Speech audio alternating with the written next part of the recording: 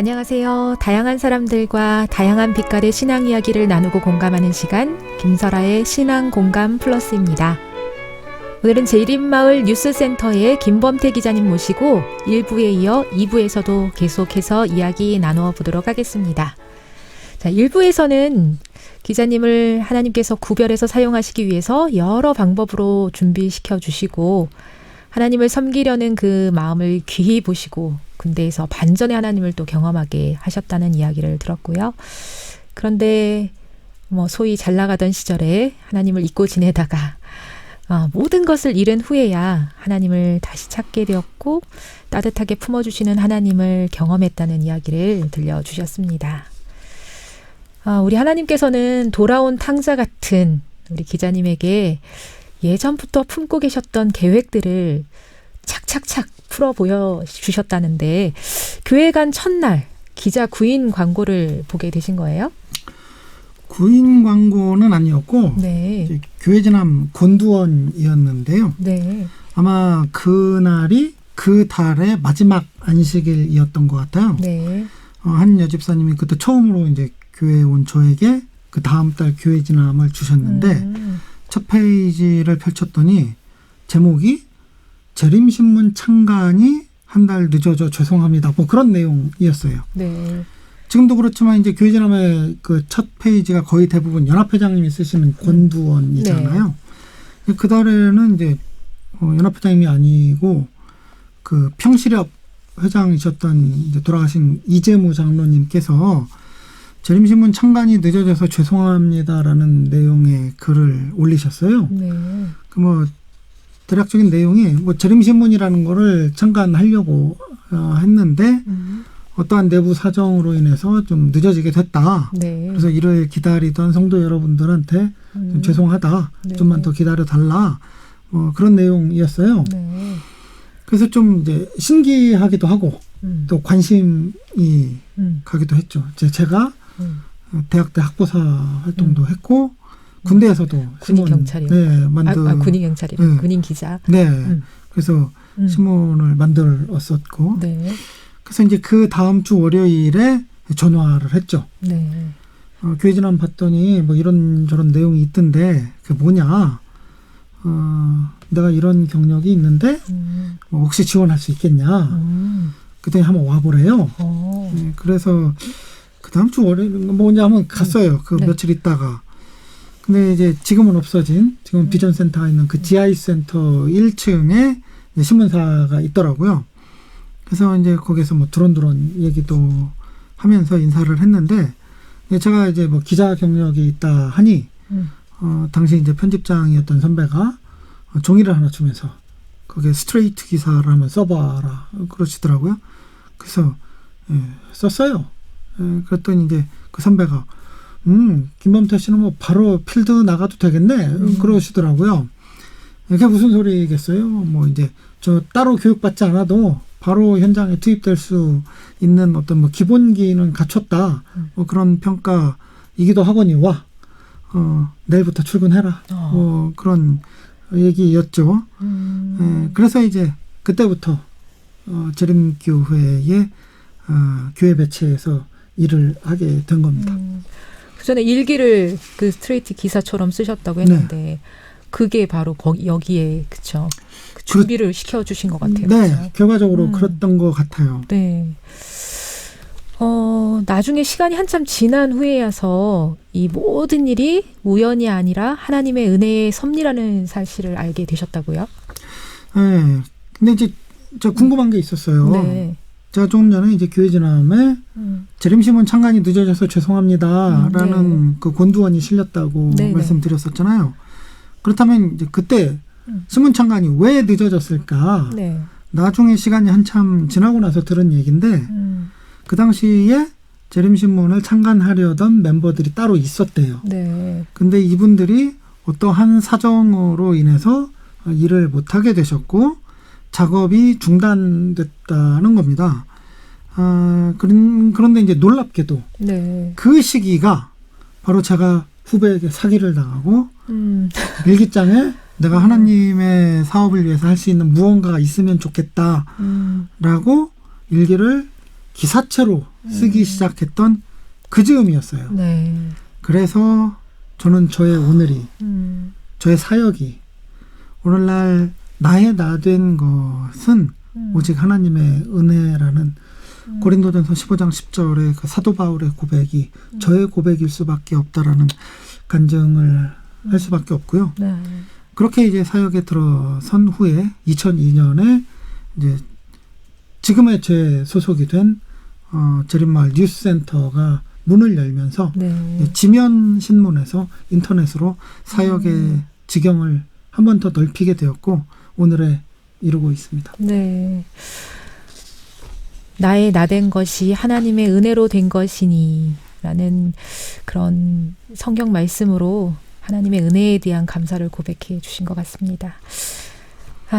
요즘 많은 젊은이들이 취업 때문에 고민하고 있잖아요. 또 아주 어린 학생들도 일찍부터 직업에 대해서 고민을 많이 하는 것 같아요. 이런 분들에게 한 말씀 해주신다면요? 글쎄요, 저는 이제 직업적인 걸 다 떠나서 우리 삶과 인생을 다 놓고 볼 때, 저는 저의 인생을 되돌아보면서 우리의 소중한 아이들을 생각하게 되는데, 네. 하나님께서 이 아이들을 어떻게 쓰실지 모른다. 맞아요. 우리가 보기엔 천방지축 같고 무언가 늘 부족하고 불안해 보여도 어쩌면 그게 하나님께서 쓰실 어떤 도구로 준비되고 있는 과정일지도 모른다라는 그런 생각을 하고 네.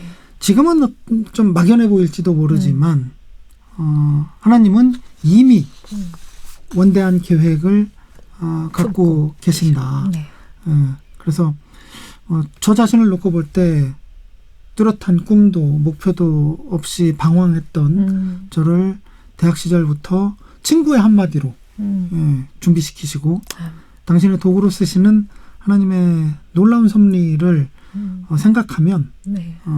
하나님께서는 지금은 우리가 모르지만 네. 이 사이에도 여전히 우리를 위해서 일하고 계신다는 걸 믿게 되죠. 대신 아까도 말씀드렸지만 내가 나를 포기하지 않아야 합니다. 그러면 하나님은 결코 나를 먼저 포기하지 않으시거든요. 그걸 잊지 않으셨으면 좋겠습니다. 나를 포기하지 않아야 된다고 말씀하셨는데 결국에는 나를 사랑하시는 하나님, 나를 절대 포기하지 않으시는 하나님을 기억할 때 그게 또 가능해진다고 생각이 돼요. 이 사역을 하시면서 보람이나 또 기억에 남는 일이 있을 것 같은데요. 뭐 20여 년이 됐으니까 네. 뭐 많은 일이 있었죠. 네. 근데 그 중에서도 지난 회기에 교회 진함하고 제림마을하고 이제 콜라보로 진행했던 네. 희망 2020 섬기는 교회 시리즈가 기억에 남는데요. 네. 제가 이 사역을 시작한 이후로 개인적으로 갖는 고민 중에 하나가 우리 재림교회는 겉으로 봤을 때는 네트워크는 대단히 잘 구축이 되어 있는데 네.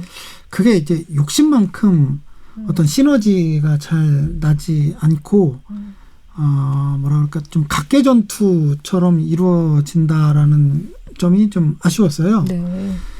비슷한 사역을 하면서도 정보가 이제 잘 공유되지 않아서 또 비슷한 시행착오를 다른 데에서 겪고 네. 또 사업이 지속되지 못하는 경우를 많이 봤거든요. 그래서 이제 지난 회기에 교회 진함하고 같이 그런 모범 사례 교회들을 탐방하는 시리즈를 공동 연재했는데요. 네. 제림마을 뉴스센터는 선교가 이루어지는 실제 현장을 좀 생생한 스케치 기사로 전달을 하고 교회 진함은 이런 사례를 다른 교회에서 접목하기 위해서는 네. 어떻게 준비하고 어떤 점을 유의해야 할지 네. 살펴서 전달을 했습니다. 뭐라 그럴까 뭐 지역 교회에서의 봉사와 그 사역에 대한 일종의 뭐 매뉴얼이라고 할까요? 네. 그리고 그 사례들을 모아서 지난 회기 말에 이렇게 책으로 네. 나왔고 그 안에서 이제 취재를 하다 보니까 이제 공통적으로 네. 발견되는 어떤 키워드들이 있어서 네. 그것들을 이제 하나로 묶어서 제시할 수도 있었고 저 개인적으로는 자, 담당자로서 네. 이게 어떤 교회 매체가 해야 할, 또 기자가 해야 할 또 다른 역할이 아닐까 하는 생각을 갖게 했던 나름의 어떤 뿌듯한 결과물이기도 합니다. 네, 정말 그런 것 같아요. 감사함이나 감동도 많았겠지만 때로는 또 그만두고 싶을 만큼 힘들 때도 있으셨을 텐데요. 그렇죠? 언제부턴가 네. 제가 혼자 먹는 밥이 익숙해졌어요. 네.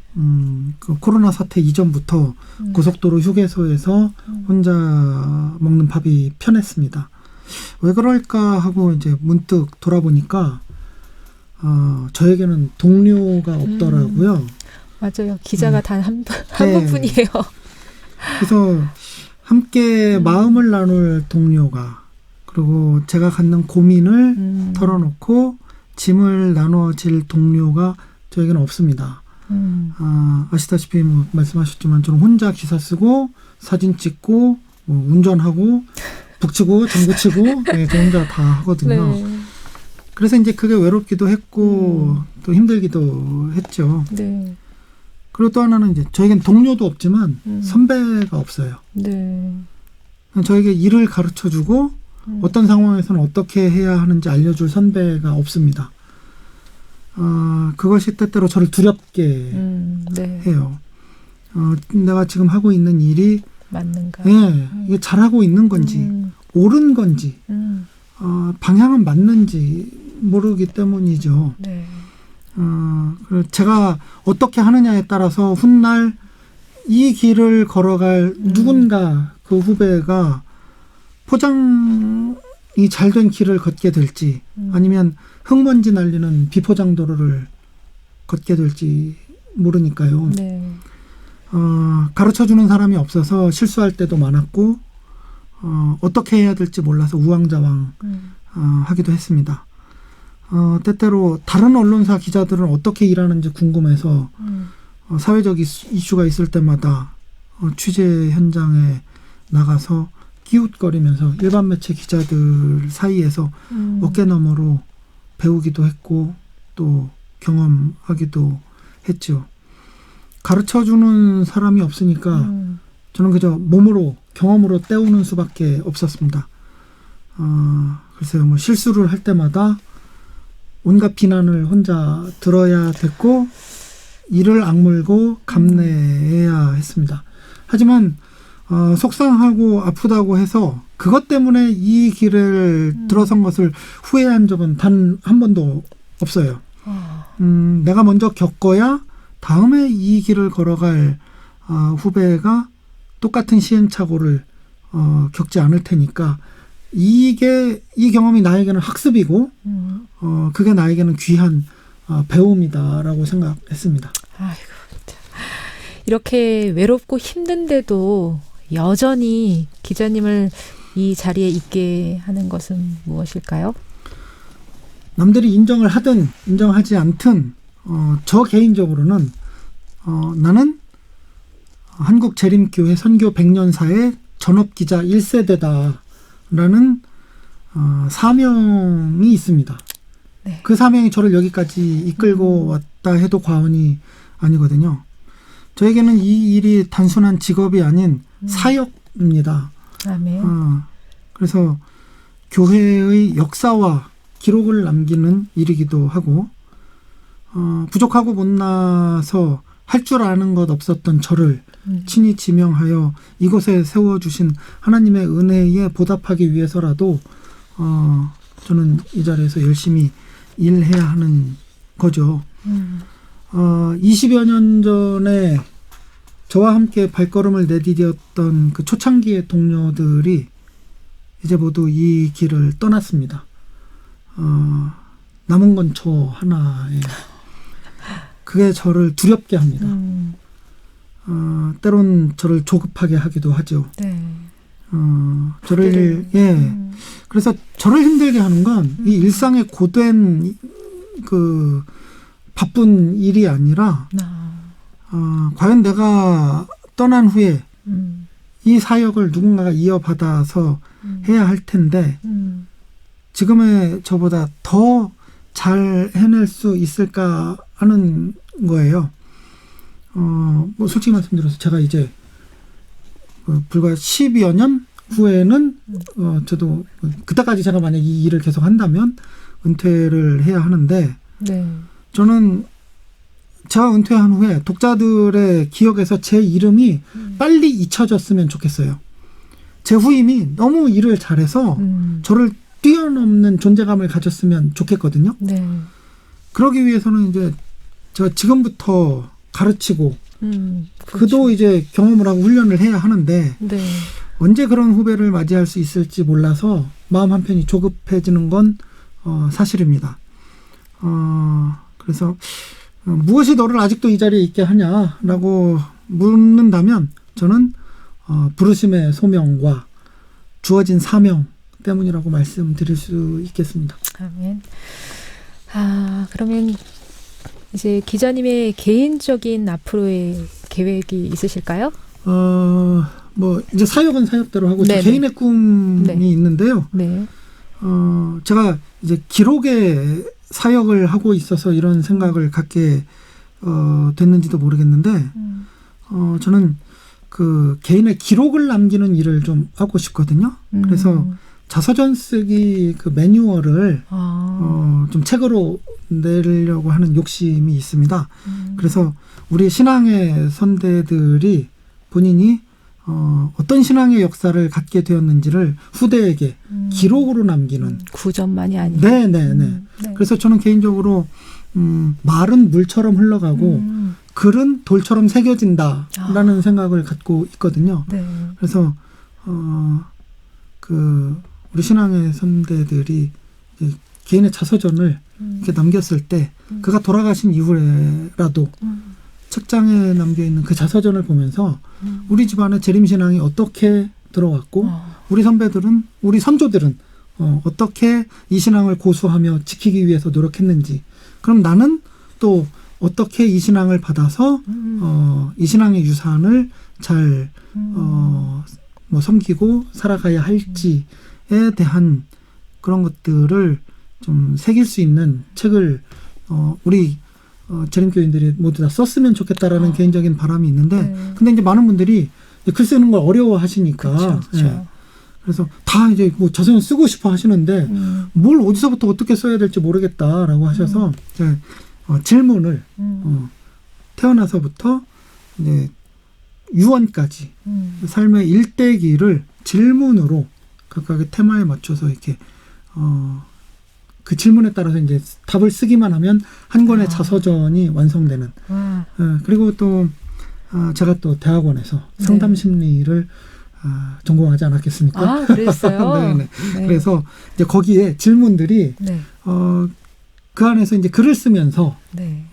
치유의 효과도 같이 유발될 수 있도록 글 쓰는 사람이 네, 치유받는. 네.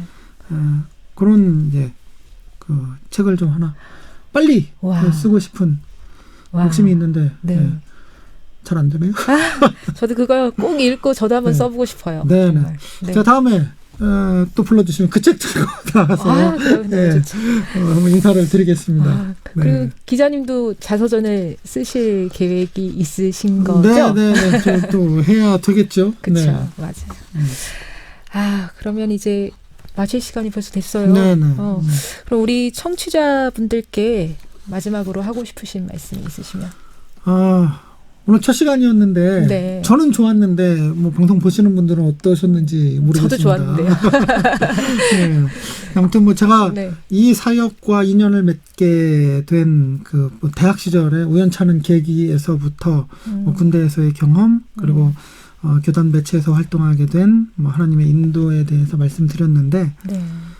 저도 이 인터뷰를 준비하면서 다시 한번 저의 삶을 그 생각지 못한 방법으로 구비구비해서 인도해 주신 하나님의 손길을 돌아보면서 다시 한번 감사할 수 있는 기회여서 행복했고요. 앞으로도 재림마을 뉴스센터 많이 사랑해 주시고 또 부족하더라도 좀 응원해 주시길 당부드립니다. 그리고 아울러서 이제 첫 발을 내딛는 김설아의 신앙공감 플러스 네, 여러분들의 많은 사랑과 참여를 부탁드리고요. 무엇보다 지금 이 시간에도 선교 현장에서 복음을 전하는 모든 분들과 특히 코로나 상황에서도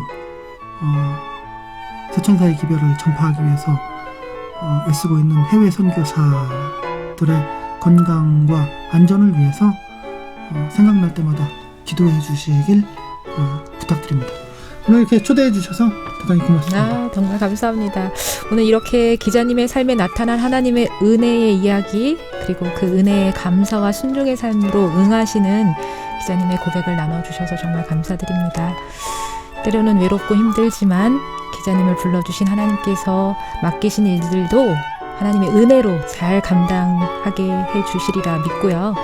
그 가운데서 주님의 넘치는 축복들을 계속해서 경험하게 되시기를 소망합니다. 네, 고맙습니다. 기자님 삶에 언제나 감사의 노래가 넘치게 되길 소망합니다. 감사합니다. 네, 고맙습니다. 네.